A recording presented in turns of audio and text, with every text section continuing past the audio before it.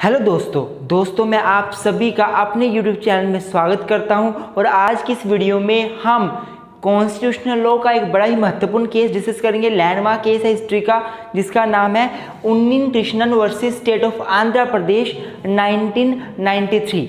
उन्नीन Krishnan versus state of Andhra Pradesh 1993।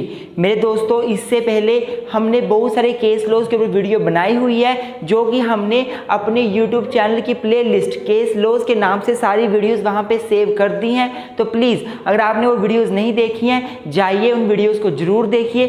तो आइए दोस्तों आज की वीडियो को शुरू करते हैं।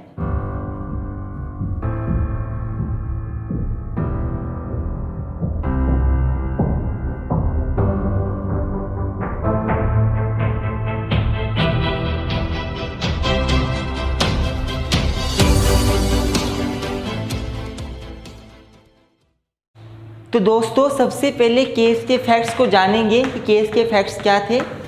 तो Unni Krishnan versus state of Andhra Pradesh जो कि राइट टू एजुकेशन से केस करता है, इसके फैक्ट्स इस प्रकार थे मेरे दोस्तों कि कुछ एक स्टेट गवर्नमेंट्स जो थी लाइक महाराष्ट्र, आंध्र प्रदेश, कर्नाटका, तमिलनाडु, ये स्टेट गवर्नमेंट्स थे और बाकी वो बहुत से स्टेट्स थे जो कि अपने स्टेट में वेरियस टाइप्स के लॉज लेकर आ रहे थे ताकि जो प्राइवेट एजुकेशनल इंस्टीट्यूशंस हैं उनके ऊपर कंट्रोल किया जा सके और जो प्राइवेट एजुकेशनल इंस्टीट्यूशंस हैं वो बच्चों से ज़्यादा फीस ना चार्ज कर सके, कैपिटेशन फीस पे रोक लगाई जा सके। इसलिए ये जो स्टेट गवर्नमेंट्स थी वो वेरियस लॉज लेकर आ रहे थे। उसी तरह से एक तो ये पॉइंट आप दिमाग में रखो। दूसरा 1992 में एक लैंडमार्क केस सुप्रीम कोर्ट ने डिसाइड किया था जिसका नाम था Mohini Jain versus state of Karnataka, जिसके ऊपर वीडियो हमने ऑलरेडी बनाई है। मैं लिंक डिस्क्रिप्शन में भी दे दूंगा, अगर आपने नहीं देखी है तो जरूर देखें। एंड स्क्रीन में भी लिंक दे दूंगा ताकि आपको नॉलेज आए कि वो है क्या वो केस। तो उस केस में बेसिकली हुआ क्या था 1992 के मोहिनी जैन वाले केस में, उसमें सुप्रीम कोर्ट ने एक प्रेसिडेंट ले डाउन किया, एक लॉ ले डाउन किया कि जितने भी प्राइवेट इंस्टीट्यूशंस हैं वो बेशक प्राइवेट हैं लेकिन जितनी फीस गवर्नमेंट चार्ज करती है बच्चों से पढ़ाई की, स्टडी की, एजुकेशन की, ट्यूशन फीस, उतनी ही फीस प्राइवेट इंस्टीट्यूशन वाले चार्ज कर सकते हैं और प्राइवेट इंस्टीट्यूशन वाले एक्स्ट्रा फीस चार्ज नहीं कर सकते। तो मेरे दोस्तों इन कारणों की वजह से क्या हुआ, अब देखिए, एक तो सुप्रीम कोर्ट ने भी बोल दिया कि जो प्राइवेट इंस्टीट्यूशन है वो केवल उतनी फीस लेंगे जितनी गवर्नमेंट इंस्टीट्यूशन लेते हैं, और दूसरा लॉज भी ऐसे बनाए जा रहे थे कि जो कैपिटेशन फीस है, हाई फीस है, ज़्यादा फीस है, वो प्राइवेट इंस्टीट्यूशन बच्चों से ना ले सकें। तो इसके कारण क्या हुआ, इसके कारण प्राइवेट इंस्टीट्यूशंस वालों को बड़ी दिक्कत आने लगी। क्यों दिक्कत आने लगी? पहली बात, वो सेल्फ फाइनेंस्ड होते हैं, खुद अपने आप वो पैसा जनरेट करते हैं, टीचर्स की सैलरीज देते हैं, बच्चों की पढ़ाई करवाते हैं, खुद सब कुछ अपने आप मैनेज करते हैं। तो जितनी फीस गवर्नमेंट इंस्टीट्यूशंस की होती है उतनी ही प्राइवेट की इंस्टीट्यूशंस की हुई। तो गवर्नमेंट वालों को तो गवर्नमेंट एड करती है, प्राइवेट वालों को एड कोई नहीं करता गवर्नमेंट। तो फिर प्राइवेट इंस्टीट्यूशन जो थे वो क्लोजिंग की कगार पे आ गए थे। मैक्सिमम इंस्टीट्यूशन इन लॉज की वजह से, इस डिसीजन की वजह से बंद होने की कगार पे आ गए थे और ये डिसीजन अगर रहता तो बंद भी हो जाते, क्योंकि कोई भी प्राइवेट जो व्यक्ति है वो इंस्टीट्यूशन को चला ही नहीं पाता बिना पैसे के, बिना फंड के। तो हुआ क्या, कुछ एक प्राइवेट इंस्टीट्यूशंस के लोग इकट्ठे हुए और सुप्रीम कोर्ट में पहुंच गए against this laws, against this Mohini Jain versus state of Karnataka judgment. तो ये थे छोटे से फैक्ट्स इस केस के। आइए अब इश्यूज डिस्कस करते हैं, क्या इश्यूज सुप्रीम कोर्ट के सामने रेज हुए। तो स्टूडेंट्स इस केस में ऑनरेबल सुप्रीम कोर्ट के सामने ये इश्यूज रेज हुए। सबसे पहला इश्यूज था कि क्या whether citizen has fundamental right to education for medical, engineering और प्रोफेशनल डिग्रीज। सेकेंड था whether constitution of India guarantees fundamental right to education. And third issue raise हुआ सुप्रीम कोर्ट के सामने, whether there is fundamental right to establish educational institution under article 19(1)(g of Indian constitution. तो पहले issue में supreme court के सामने ये issue rise हुआ पहला कि क्या भारत के जो लोग हैं उनके पास फंडामेंटल राइट है कि वो एजुकेशन लें, और एजुकेशन भी कौन सी, professional education, medical education, engineering education. दूसरा इशू ये रेज हुआ कि क्या राइट टू एजुकेशन वैसे है। तीसरा इशू ये रेज हुआ कि जो प्राइवेट इंस्टीट्यूशंस हैं वो एफिलिएशन मांगते हैं गवर्नमेंट से, तो क्या उनके पास राइट है कि वो अपना एजुकेशनल इंस्टीट्यूशन इस्टेब्लिश कर सकें अंडर आर्टिकल 19(1)(g), जिसमें बात की गई है कि कोई भी भारत का नागरिक बिजनेस इस्टेब्लिश कर सकता है, प्रोफेशन शुरू कर सकता है, ट्रेड कर सकता है, बिजनेस कर सकता है। तो क्या इस ट्रेड बिजनेस प्रोफेशन में एजुकेशन भी आती है? एजुकेशन के का भी आप बिजनेस या प्रोफेशन कर सकते हो। तो सुप्रीम कोर्ट ने अब अपनी जो जजमेंट दी वो उसको आपको बताऊंगा, जजमेंट से आपको सारा क्लियर हो जाएगा इन इश्यूज, मतलब इन क्वेश्चंस की क्या आंसर दिए सुप्रीम कोर्ट ने, वो जजमेंट से आपको क्लियर हो जाएंगे। तो फाइनली अब केस की जजमेंट डिस्कस करते हैं, सुप्रीम कोर्ट ने क्या जजमेंट दी।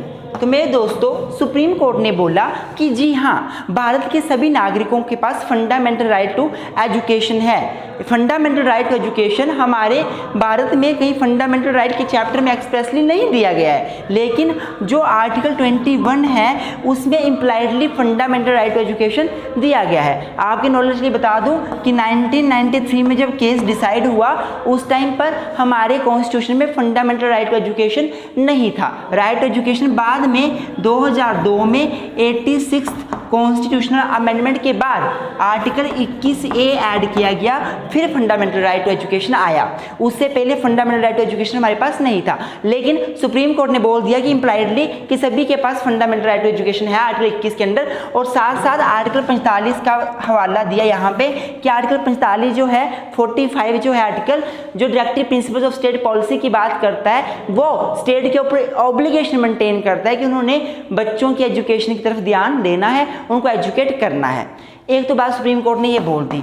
दूसरी बात सुप्रीम कोर्ट ने बोली कि राइट टू एजुकेशन है फंडामेंटल राइट, लेकिन अगर बात हम प्रोफेशनल डिग्री की करते हैं, मेडिकल कोर्स की करते हैं या फिर हायर स्टडी की करते हैं, तो इन स्टडी के लेवल पर fundamental right to education extend नहीं होता। अर्थात स्टेट रिस्पॉन्सिबल नहीं है कि वो लोगों को क्या करे, एजुकेशन दे, प्रोफेशनल एजुकेशन दे, मेडिकल एजुकेशन दे या अच्छी जो हाई लेवल की एजुकेशन है वो दे, क्योंकि जो फंडामेंटल राइट टू एजुकेशन है उसको हमें आर्टिकल 45 जो है 45 उसके साथ पढ़ना पड़ेगा। आर्टिकल 45 क्या बोलता है कि स्टेट जो है वो 6 साल तक के बच्चों को जो है वो एजुकेशन देगी। तो यहाँ पे 6 साल तक बच्चों को एजुकेशन देगी, तो इसका मतलब ये नहीं ले सकते कि हायर डिग्री में बच्चों को एजुकेशन देने की रिस्पॉन्सिबिलिटी स्टेट की है। नो। तो इस केस में क्या हुआ, ऑनरेबल सुप्रीम कोर्ट ने बोला कि आपके पास राइट टू एजुकेशन है, लेकिन वो right to education professional degree में एक्सटेंड नहीं करता। साथ में ऑनरेबल सुप्रीम कोर्ट ने क्या डिसीजन दिया कि जो प्राइवेट एजुकेशनल इंस्टीट्यूशंस हैं जिनको स्टेट या सेंटर जो वो कोई फंड नहीं करती, कोई उनसे फाइनेंस नहीं देती, तो उनके पास राइट है कि वो हाई फीस चार्ज कर सकते हैं, जो कि गवर्नमेंट इंस्टीट्यूशन से ज़्यादा फीस होगी, ये अलाउड है। क्योंकि अगर वो फीस उनसे हाई फीस चार्ज नहीं करेंगे तो वो बंद हो जाएंगे, सैलरी भी नहीं दे पाएंगे टीचर्स की, तो नहीं चलेगा। इसलिए जो हाई फीस है वो चार्ज कर सकते हैं जो प्राइवेट इंस्टीट्यूशंस हैं, this is allowed. At the end अब इस केस की सिग्निफिकेंस देखते हैं। इस केस की सिग्निफिकेंस या महत्व क्या है, इफेक्ट क्या पड़ा इस केस का। तो मेरे दोस्तों, इस केस का इफेक्ट ये पड़ा कि जो Mohini Jain versus state of Karnataka का डिसीजन था 1992 का, जिसके ऊपर मैंने वीडियो ऑलरेडी बनाई हुई है, इस डिसीजन को, इस केस के डिसीजन को ओवर रूल कर दिया गया, ख़त्म कर दिया गया। और अब जो डिसीजन माना जाएगा वो उन्नी कृष्णन वाला था। अर्थात जो मोहिनी जैन के केस में बोला गया था कि प्राइवेट इंस्टीट्यूशन ज़्यादा फीस नहीं ले सकते, अब वो डिसीजन ख़त्म हो गया। और उन्नी कृष्णन में जो बोला गया कि प्राइवेट इंस्टीट्यूशन ज़्यादा फीस ले सकते हैं, इस डिसीजन को फॉलो किया जाएगा। सुप्रीम कोर्ट के इस प्रेसिडेंट ने पहले वाले प्रेसिडेंट को ओवर रूल कर दिया और ये इफेक्ट में आ गया। इस डिसीजन का, इस केस का ये इफेक्ट पड़ा कि बहुत सारे प्राइवेट इंस्टीट्यूशन जो बंद होने के कगार पर थे वो बंद होने से बच गए और वो हाई फीस चार्ज कर सके और आगे वो लगातार काम करते गए।